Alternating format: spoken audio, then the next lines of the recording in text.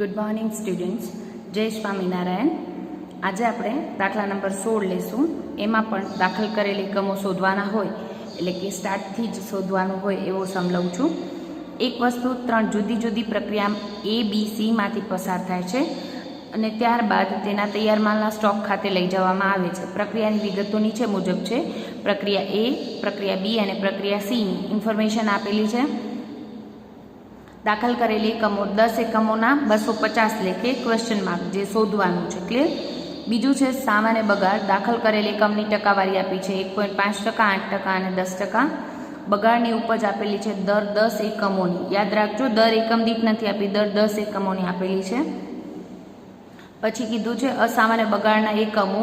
અહીંયા પ્રક્રિયા A માં 100 એકમો કીધા છે, પ્રક્રિયા B માં નથી અને પ્રક્રિયા C માં પણ અસામાન્ય બગાડ નથી. અને એની એકમ દીઠ પડતર આપી છે, એટલે એમાં ડાયરેક્ટ જ કરવું પડશે.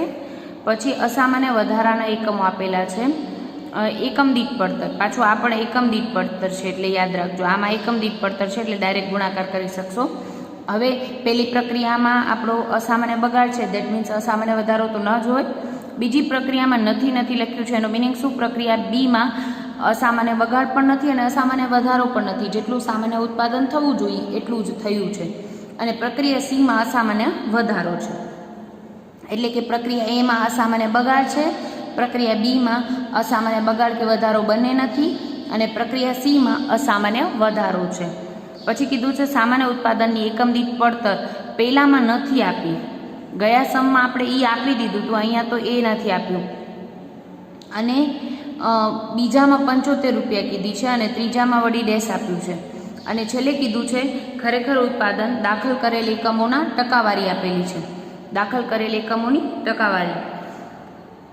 હવે ખરેખર ઉત્પાદન દાખલ કરેલ એકમોની ટકાવારી એટલે ગયા દાખલામાં શું કીધું હતું કે કેટલા ખરેખર ઉત્પાદન થયું એકમો આપી દીધા હતા. અહીંયા તો એ પણ ટકાવારી આપી છે, એટલે એ પણ ધ્યાન રાખવું પડશે. મેઇન પોઈન્ટ આ દાખલ કરેલ એકમો. ક્લિયર? અને માહિતીમાં કીધું છે પ્રક્રિયા A માં અસામાન્ય બગાડ સામાન્ય બગાડના 66.66% જેટલો છે. અને બીજું કીધું છે ત્રણેય પ્રક્રિયાના કારખાના પરોક્ષ ખર્ચા પ્રત્યક્ષ મજૂરીના 33.33% લેખે ગણવાની છે. ક્લિયર? એટલે આ ત્રણેય પ્રક્રિયામાં સેમ જ પ્રપોર્શન રહેશે, એટલે ગણતરીમાં સરળતા રહેશે. કારખાના પરોક્ષ ખર્ચ અને મજૂરી. પણ ગયા સમમાં આ નહોતું, અહીંયા આ કંઈક આપ્યું છે તો એનો કંઈક મિનિંગ હશે. શું કીધું છે? પ્રક્રિયા A માં અસામાન્ય બગાડ છે, એ સામાન્ય બગાડના 66.32% એટલે કે 66.67% જેટલો છે. કારણ કે આપણે અહીંયા એકમો નથી આપ્યા એટલે એ શોધવા માટે કંઈક હિન્ટ આપેલી છે. કરીએ સ્ટાર્ટ, એકદમ સહેલો લઈ લઈએ. પહેલે બનાવીએ છીએ પ્રક્રિયા A નું ખાતું. પ્રક્રિયા A નું ખાતું કેમ બનશે? તો કે પહેલે શું કરીએ, કોઈ પણ પ્રક્રિયા ખાતામાં આપણે શું કરીએ છીએ? પહેલે દાખલ કરેલ એકમો, ઉધાર બાજુ લખશું દાખલ કરેલ એકમો. એકમો તો શોધવાના છે, ક્વેશ્ચન માર્ક છે એટલે એઝ ઇટ ઇઝ મૂકી દેશું, કાંઈ અહીંયા જગ્યા મૂકી દેશું, મળશે ત્યારે જોઈ લેશું. કીધું છે 10 એકમોના 250 લેખે, એટલે કે 10 એકમોના 250 તો એક એકમના કેટલા થાય? 25 રૂપિયા લેખે. ક્લિયર? 25 રૂપિયા લેખે તમારો ભાવ લખી નાખીએ એટલે એકમો મળે એટલે ગુણાકાર કરીને કિંમત લખવા થાય. પછી કીધું છે સામાન્ય બગાડની ટકાવારી આપી છે, એટલે સામાન્ય બગાડ લખી નાખશું. દાખલ કરેલ એકમોના 1.5%. દાખલ કરેલ એકમોની જગ્યા મૂકીને 1.5% હું એઝ ઇટ ઇઝ મૂકી દઉં છું, કારણ કે દાખલ કરેલ એકમો મળશે ત્યારે 1.5% કરી નાખશું. બગાડની ઉપજ કીધી છે દર 10 એકમોના 100 રૂપિયા, એટલે એક એકમના કેટલા થયા? 10 રૂપિયા થયા. એ પણ આપણે અહીંયા લખી નાખશું. જેવા એકમો મળશે એટલે ગુણાકાર કરી લેશું. પછી કીધું છે અસામાન્ય બગાડના એકમો. તો અસામાન્ય બગાડ ક્યાં લખાય? પ્રક્રિયા ખાતાની જમા બાજુ. સામાન્ય બગાડ જેવો જ વધારાનો બગાડ છે એટલે ત્યાં જ લખાય છે. 100 એકમો કીધા છે અને એની કિંમત કીધી છે એકમ દીઠ જ કીધી છે, એટલે 50 રૂપિયા લખી નાખશો તમે. બરાબર? 50 રૂપિયા લખી નાખશો. પછી કીધું છે અસામાન્ય વધારો તો હોય નહીં, સામાન્ય ઉત્પાદનની એકમ દીઠ પડતર આપેલી નથી અને ખરેખર ઉત્પાદન 97.5% કીધું છે, જે આપણે લખીએ છીએ પ્રક્રિયા B ખાતે લઈ ગયા એ પણ આપેલું નથી. ક્લિયર? એ નથી આપ્યું તો કરી નાખીએ. જેટલું આપ્યું છે એના આધારે કંઈક હિન્ટ હશે તો એના આધારે ગણતરી કરી. હવે એક વસ્તુ હું ત્યારે જ એક બ્લિંક આપી દઉં કે અહીંયા અસામાન્ય બગાડની એકમ દીઠ પડતર હોય એટલી ને એટલી અહીંયા તૈયાર માલની એકમ દીઠ પડતર હોય. એ તો આપણે આટલા સમ કરી આવ્યા, એમાં બંનેની સામાન્ય ઉત્પાદનની એકમ દીઠ પડતર NC ભાગ્યા NPના સૂત્રથી શોધતા હતા, એ અહીંયા આપી દીધી છે. એટલે એઝ ઇટ ઇઝ અહીંયા પણ એની એકમ દીઠ પડતર તૈયાર માલની પણ 50 આવે, જે લખી નાખું છું.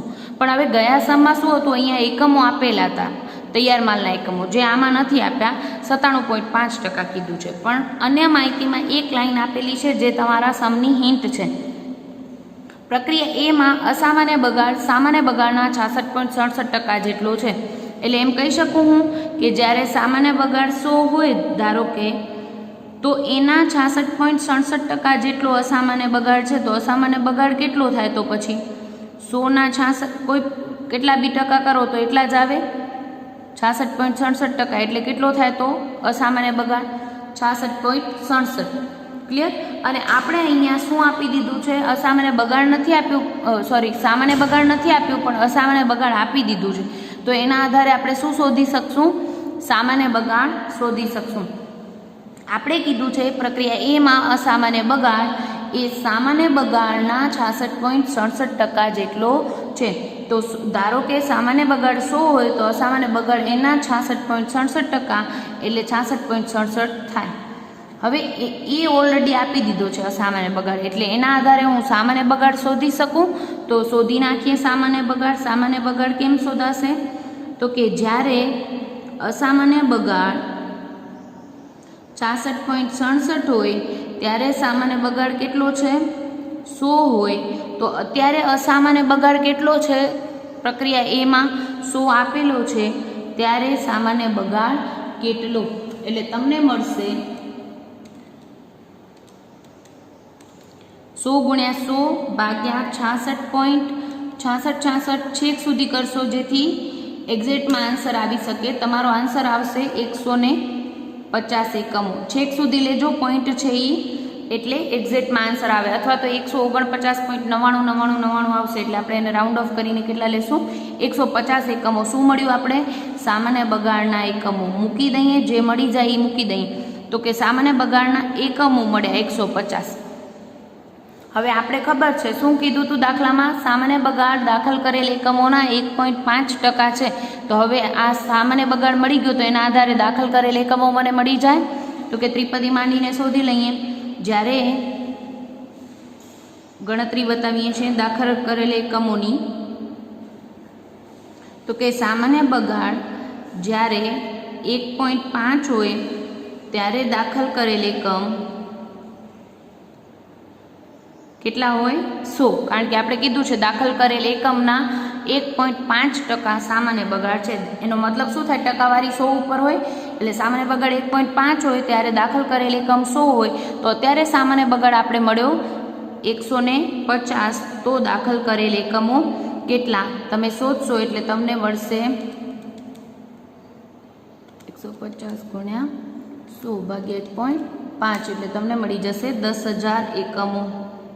આ મળી ગયું દાખલ કરેલ એકમો. અને તમને ખબર છે દાખલ કરેલ એકમ મળી ગયું તો પછી બધું સહેલું જ છે.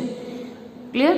અને શોધી લઈએ ભેગા ભેગા. એમ કીધું તો ખરેખર ઉત્પાદન દાખલ કરેલ એકમોના 97.5% છે. તો 10,000ના 97.5% કરશો એટલે તમને મળશે 9,750. એ પણ મૂકી દઈએ. અને એની એકમ દીઠ પડતર તમને જેટલી અસામાન્ય બગાડની હતી એટલી જ એની છે, એટલે ગુણ્યા 50 કરશો તો તમને અહીંયા મળી જશે 4,87,500. અને 100 ગુણ્યા 50 કરશો એટલે તમને મળશે 5,000. અને અહીંયા પણ તમે 10,000 લખી નાખજો. આમ તો આપણે શોધી જ લીધું છે ડાયરેક્ટ. 150 એકમો સામાન્ય બગાડ 10 રૂપિયાના ભાવના, એટલે તમને મળશે 1,500. ક્લિયર. અને પછી ગયા સમ જેમ જ કે આ બધું જમા સાઈડનું બધું જ આપી દીધું હોય તો તમને અહીંયા મજૂરી અને કારખાના પરોક્ષ ખર્ચ ના આપ્યા હોય તો નીચે કંઈક લાઈન આપેલી છે. ત્રણેય પ્રક્રિયામાં કારખાના પરોક્ષ ખર્ચ પ્રત્યક્ષ મજૂરીના 33.33% છે. આપણી ગણતરી કરતાં પહેલાં આપણે ટોટલ કરી લઈએ. તો કે એકમોનું ટોટલ કેટલું આવે છે, 10,000 બંને સાઈડ. પછી જમા સાઈડની રકમનું ટોટલ 1,500 પ્લસ 5,000 પ્લસ 4,87,000 97 50 ગુણ્યા 50 4,87,500 છે. 4,87,500 500 પ્લસ 5000 પ્લસ 1500 એટલે તમને મળશે 4,94,000. 4,94,000 અને આ સાઈડ છે 10,000 ગુણ્યા 25 એટલે 2,50,000. 4,94,000 માઇનસ 2,50,000 કરશો એટલે તમને મળશે 2,44,000. જે શું હશે તમારું મજૂરી અને કારખાના પરોક્ષ ખર્ચા. અહીંયા લખું છું એટલે તમને સમજાય. 2,44,000 આ બંને ખર્ચા થઈને ટોટલ 2,44,000 આવશે. બરાબર.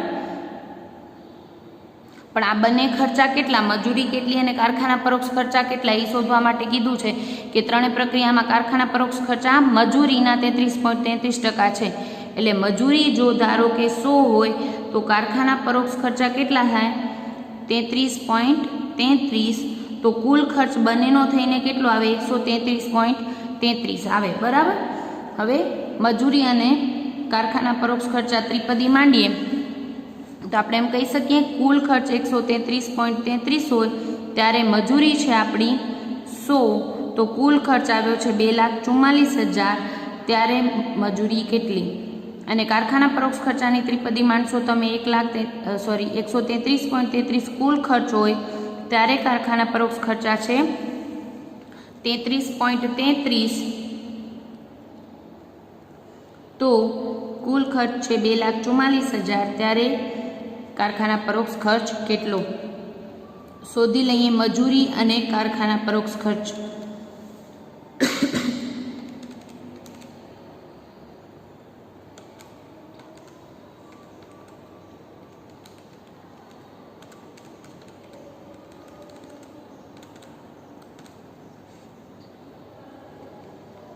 હવે મેઇન વસ્તુ જ્યારે પોઈન્ટમાં હોય ત્યારે એક્ઝેક્ટમાં જવું હોય તો તમારે ગણતરી એ રીતે બતાવવી પડે કે આપણે કીધું છે 2,44,000 ગુણ્યા 33.33 ભાગ્યા 133.33. તો તમારે કરવાનું છે 2,44,000 ગુણ્યા 33.33 છેક સુધી લેવાના ભાગ્યા 133.33 છેક સુધી લેવાના. તો તમારો જવાબ 61,000 પૂરો આવશે. નહીંતર શું આવશે પોઈન્ટમાં આવશે 60,999.9999. બરાબર. અહીંયા કરી લઈએ 2,44,000 ગુણ્યા 100 ભાગ્યા 133.33 એટલે તમને મળશે 1,83,000. મૂકી દઈએ મજૂરી 1,83,000 અને કારખાના પરોક્ષ ખર્ચા મળ્યા 61,000. હવે એક વસ્તુ, હવે આ તો દરેક ગયા સમમાં શું હતું કે દરેક પ્રક્રિયાવાર કારખાના પરોક્ષ ખર્ચા અલગ અલગ ટકાવારી હતી. અહીંયા તો ટકાવારી સેમ જ છે. ત્રણેય પ્રક્રિયા પૂરતી ટકાવારી કીધી છે કે મજૂરીના 33.33% કારખાના પરોક્ષ ખર્ચ છે. તો દરેકમાં ત્રિપદી આપણે આ જ માંડશું. હવે આનાથી પણ સહેલી રીત કરવી હોય તો આપણે એમ કહી શકીએ કે 133.33માં 100 શું છે મજૂરી અને 33.33 શું છે કારખાના પરોક્ષ ખર્ચા. તો આ 33.33ના આ કેટલા ગણા થયા 3 ગણા થયા. તો આપણે એમ કહી શકીએ 3:1નું પ્રમાણ પણ કહી શકીએ. જેમની રીતે કરવું હોય તો પણ ભલે અને આવી રીતે તમારે કરવું હોય તો પણ બરાબર જ છે. બરાબર. પણ આ રીતે ખ્યાલ આવી જાય તો સરળ પડે છે. લખાઈ ગયું. હવે પ્રક્રિયા 1 ખાતું પૂરું થઈ ગયું. હવે અસામાન્ય બગાડ કે વધારો હોય તો એનું ખાતું બનાવવું પડે. આ દાખલામાં પ્રક્રિયા એમાં અસામાન્ય બગાડ છે તો એનું ખાતું બનાવી લઈએ. પ્રક્રિયા 1 ખાતેથી ઉધાર બાજુ લઈ આવીએ.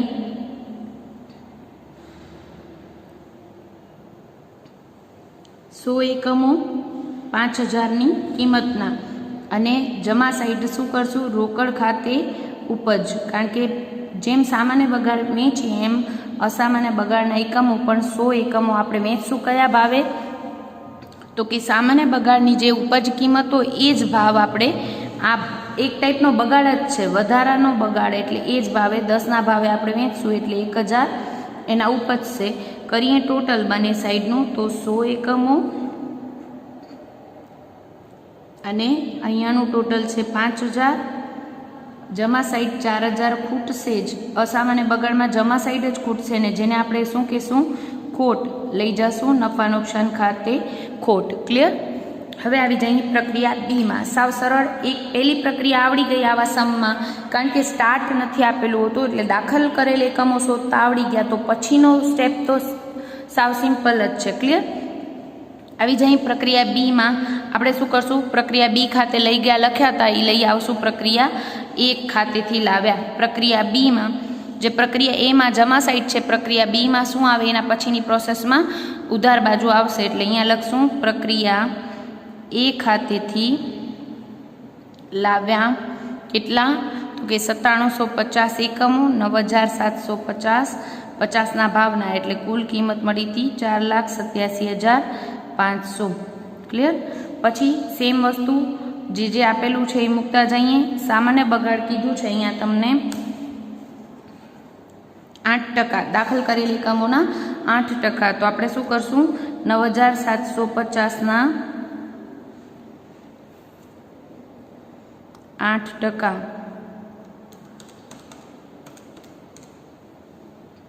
એટલે મળશે 780. અને પછી તમને કીધું છે બગાડની ઉપજ 10 એકમોની આપી છે. કેટલાની? 10 એકમોની 150 રૂપિયા. 150 રૂપિયા 10 એકમોના, તો એક એકમના કેટલા? તો 150 ભાગ્યા 10 કરો એટલે તમને મળશે 15 રૂપિયા એક એકમની કિંમત. એટલે 780 ગુણ્યા 15 કરશો એટલે તમને મળશે 11,700. પછી બીજી પ્રક્રિયામાં તો આપણે ખબર છે અસામાન્ય બગાડ અને વધારો બંને નહોતા, એટલે જે આવશે એ શું આવશે? તૈયાર માલ. જે ક્યાં લઈ જશું આપણે? પ્રક્રિયા સી ખાતે લઈ ગયા. ડાયરેક્ટ એકમો જ આવશે, કારણ કે આમાં અસામાન્ય બગાડ કે વધારો છે નહીં. કરી નાખીએ ટોટલ એકમો સાઈડનું 9,750, અને એની એકમ દીઠ પડતર તમને આપેલી છે 9,750 માઇનસ 780 સામાન્ય બગાડના એકમો કરશો એટલે તમને મળશે 8,970 એકમો. અને એની કિંમત તમને આપેલી છે 75 રૂપિયા. એની કિંમત આપેલી છે 75 રૂપિયા. ગુણ્યા 75 કરશો એટલે તમને મળશે 6,72,750. બરાબર? 6,72,750માં 11,700 એડ કરશો એટલે તમને જમા સાઈડનું ટોટલ મળશે 6,84,450. 6,84,450 માઇનસ કરશો 4,87,500 એટલે મળશે 1,96,950. જે તમને ખબર છે શું છે? ઉધાર સાઈડ ખૂટતી વિગત તો કે મજૂરી અને કારખાના પરોક્ષ ખર્ચા, જે આપણે ખબર જ છે રકમમાં આપેલું છે કે એ શોધવાના છે. ક્લિયર? બંનેનું ટોટલ મળી ગયું 1,96,500. એમાં મજૂરી કેટલી અને કારખાના પરોક્ષ ખર્ચા કેટલા એ શોધવા માટે તો કે આ દાખલામાં તો ત્રણેય પ્રક્રિયામાં પ્રમાણ સરખું જ હતું, એટલે ત્રિપદી જે મુમાં માંડી હતી પહેલી પ્રક્રિયામાં એમ જ કરી નાખશું કે જ્યારે 133.33 કુલ ખર્ચ હોય ત્યારે મજૂરી છે 100, તો અત્યારે કુલ ખર્ચ છે 1,96,950, ત્યારે મજૂરી કેટલી?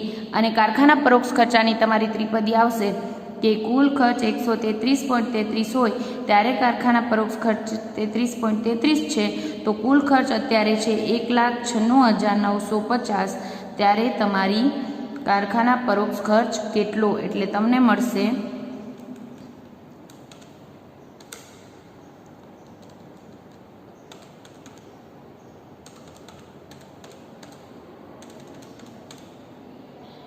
એટલે તમને મળશે 1,47,712.5 આવે છે.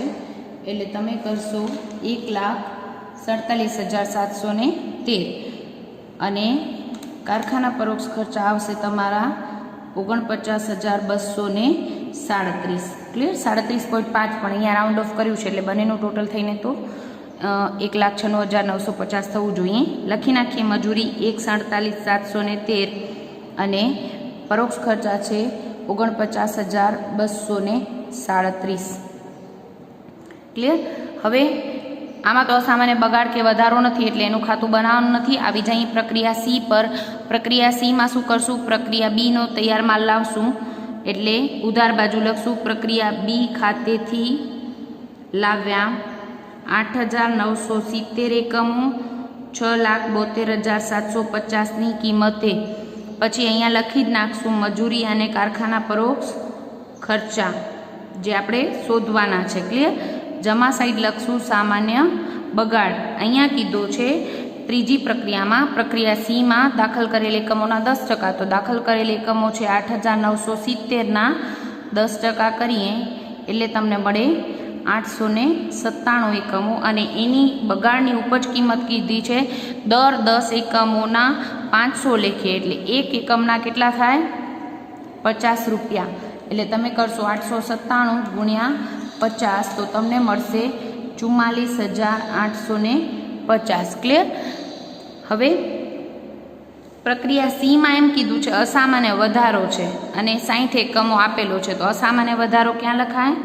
પ્રક્રિયા ખાતાની ઉધાર બાજુ અસામાન્ય વધારો 60 એકમો, અને બ્રેકેટમાં કીધું છે એકમ દીઠ પડતર 100 રૂપિયા.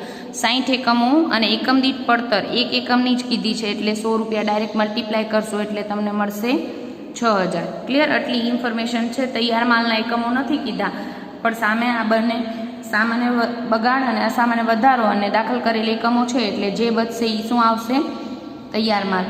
હવે છેલ્લી પ્રક્રિયામાંથી માલ ક્યાં લઈ જવાય? તૈયાર માલના સ્ટોક ખાતે. એટલે તમને મળશે ઉધાર બાજુનું ટોટલ કરીએ 8,970 પ્લસ 60 એટલે થાય 9,030. જમા સાઈડનું ટોટલ કરશો તમે, 9,030માંથી 897 બાદ કરશો એટલે તમને મળી જશે 8,133, જે શું છે? તૈયાર માલના એકમો. અને એની પડતર કેટલી? તો કે જેટલી અસામાન્ય વધારો કે બગાડની પડતર હોય એટલી જ તૈયાર માલની પડતર હોય. એટલે એ જે દાખલામાં આપી દીધી છે 100 રૂપિયા, એટલે અહીંયા પણ મલ્ટીપ્લાય કરશું 100થી એટલે મળશે 8,13,300 રૂપિયા. કરી નાખીએ ટોટલ 8,13,300 પ્લસ 44,850 એટલે તમને મળશે 8,58,150. જમા સાઈડનું ટોટલ માઇનસ 6,72,750 અને 8,58,150 માઇનસ 6,72,750 માઇનસ 6,000 કરીએ એટલે બચ્યા 1,79,400, જે શું છે? મજૂરી અને કારખાના પરોક્ષ ખર્ચનું કુલ ટોટલ, કુલ ખર્ચ. તો આ બંનેનો કુલ ખર્ચ આપેલો છે, એમાં મજૂરીનો કેટલો અને કારખાના પરોક્ષ ખર્ચનો કેટલો શોધી લઈએ. તો કે ત્રણેય પ્રક્રિયામાં સેમ જ હતું એટલે એ જ ત્રિપદી માંડીએ છીએ.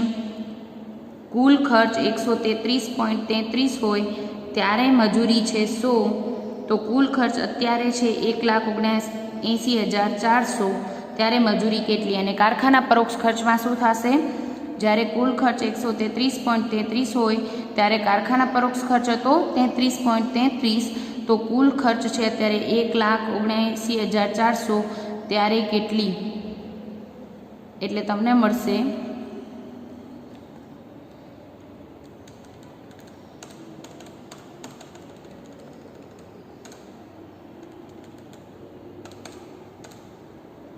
1,34,550 તમને મળશે મજૂરી, અને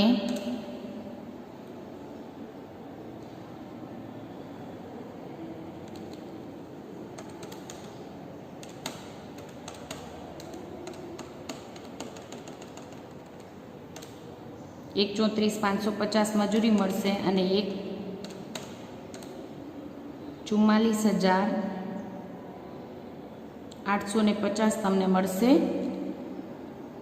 કારખાના પરોક્ષ ખર્ચ.